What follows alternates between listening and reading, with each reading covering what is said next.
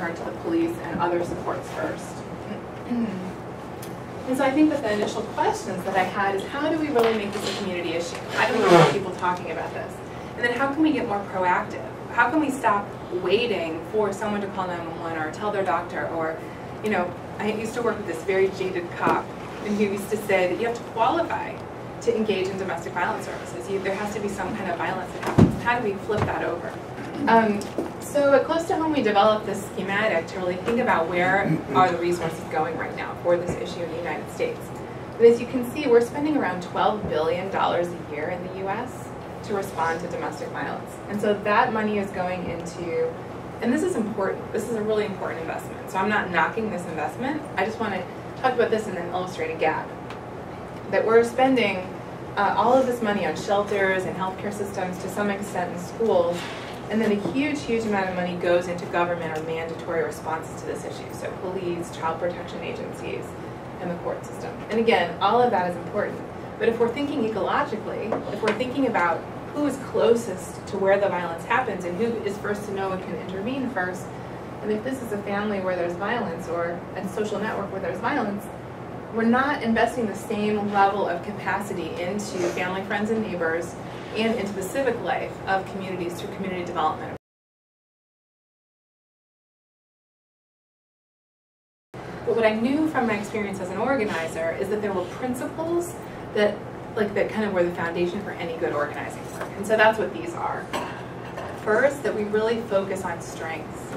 And there is one of my favorite authors is referenced in this chapter that you're going to read. His name's John McKnight, does a lot of work on building off of community strengths. And so that is really key, really key, building off of strengths. And I think here's an example of how it changes our approach. That if we're focused on needs, we're going to think about what isn't working in a community. And I think that a lot of times communities such as Dorchester, people often think of things like, oh, teen pregnancy, truancy, graffiti, things that are not working. Although I do think that some of those really are assets. If we can see graffiti as a sign of local arts activity and creativity, and there's a way to engage that. There are ways to think about framing this and really focusing on what is working in a community.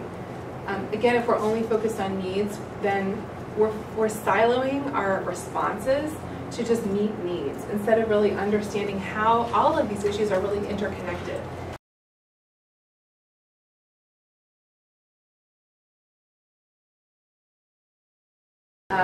And so we do in-depth community assessment, community mapping, surveying and stuff, engage people in conversations like the one some of you participated in last night.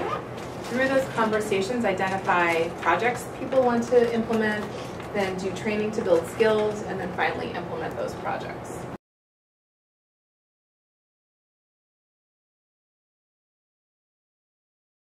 The shame and put this in the public space a little bit more in a way that's positive and energizing. Literary magazine that they used it. Have you guys heard about this at all?